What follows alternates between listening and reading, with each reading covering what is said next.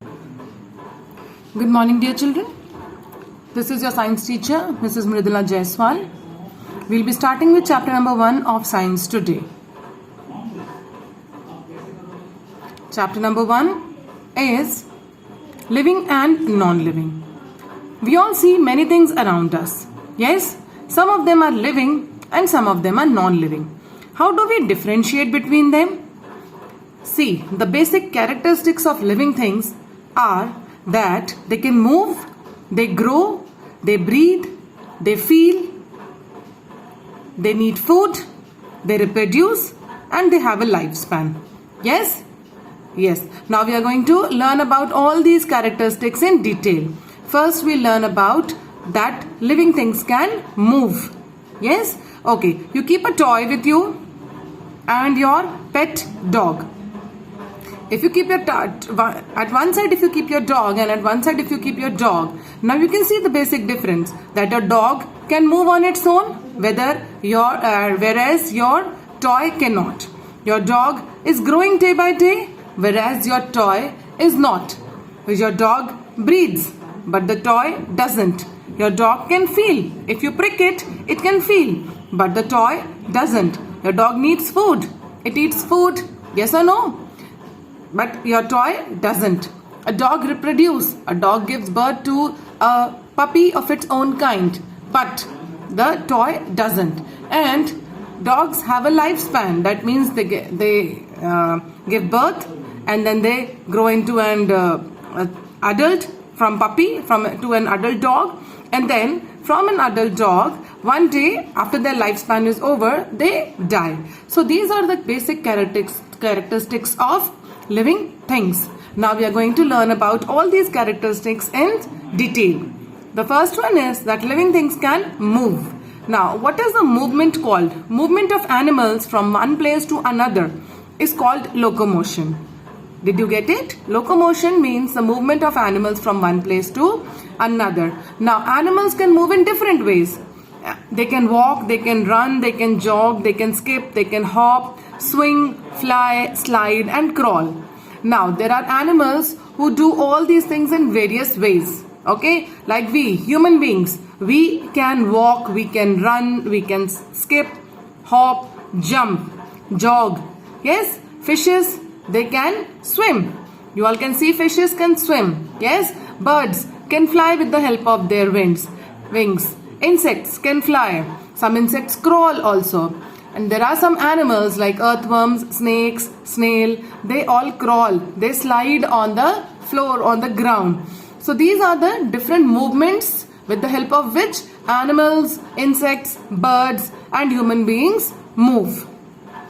Now, plants also show movement. Have you ever noticed a sunflower bending towards the sun? Wherever there is sun, if it is in the east, the sunflower will naturally bend towards east. If it is on the top, the sunflower will be facing above, and if it is towards the west, then the sunflower will naturally bend towards west. So this is how plants also show some movement. Now the next characteristics is that living things need food and water. Living things also need food and water. Yes or no? Animals and plants, they need food and water. There are three types of animals we know: herbivores, carnivores and omnivores. Herbivores are those which eat plants or plant products. Carnivores are those animals which eat herbivores animal. That means they are flesh eating animal and they eat flesh of other animal. Whereas herbivores, they do not eat flesh. They eat only plant or plant products. And plants, how do they get their food? They make their food with the help of carbon dioxide, water, minerals and sunlight in the presence of a green pigment called chlorophyll, which is already present in the leaves. So all these things happen in the leaves, and then the leaf is actually the food maker of the plants. With the process of photosynthesis, leaves make the food for the plant, and that food is in the form of sugar and the extra food is in the form of starch, and then the byproduct is oxygen. What is the byproduct? That's called as oxygen, the extra product which is given out by plants. Remember, plants take in carbon dioxide and then they give out oxygen. And carbon dioxide, water, minerals, sunlight and chlorophyll, they combine carbon dioxide, water and minerals combine in the presence of sunlight and chlorophyll, and then the food for the plant is made by the plants. Okay, they don't gather, they don't move here and there to gather their food, they make their own food. Whereas animals have to gather to move here and there. Okay, like herbivores, they move in search of grass, in search of plants, trees, and carnivores move in search of herbivores so that they can eat them. A third category is also there, omnivores, like human beings, monkeys, bear. We all are omnivores. Omnivores means those who actually eat both the things. Okay, those who actually eat both the things. Okay, sorry, I skipped the slide. Yes, we were here. So living things need food and water, whereas we know that non-living things, they do not eat food and need food and water. Now the next characteristics is that living things grow. Okay, you must have seen yourself growing. You must have noticed that you are growing in your weight, in your height. Yes, that's a good sign. See, one day you were a small child. Yes, after few days, after few years, you became a toddler. Then you started going to school. Yes, and then you became a teenager. Okay, then you'll naturally go to higher classes. You'll become a teenager. Then you'll go to college. Then you'll become a full-grown person. Yes, and then you'll become an adult, and then gradually we become old. Yes, so this is how human beings grow, from a baby to an old man, or from a baby to an old woman. Okay, this is how we all grow. So living things grow. Every day we grow in height, in weight. Yes, so this is again a basic characteristics of living things, living beings. Even plant grow. You know, plants also grow. How? See, we plant a seed.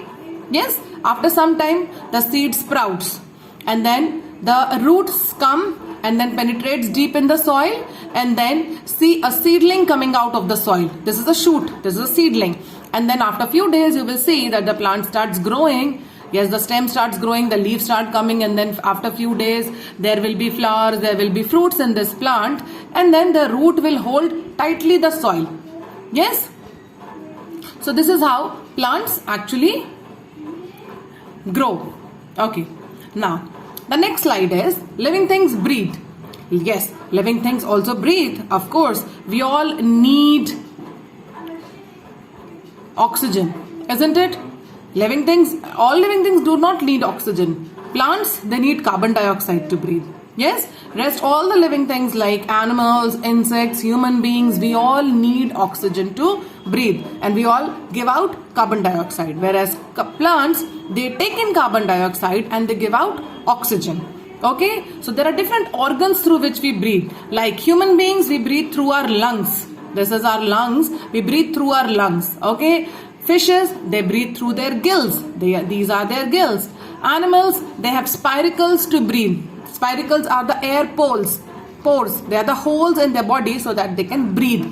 And leaves have stomata. Leaves have stomata through which they can breathe.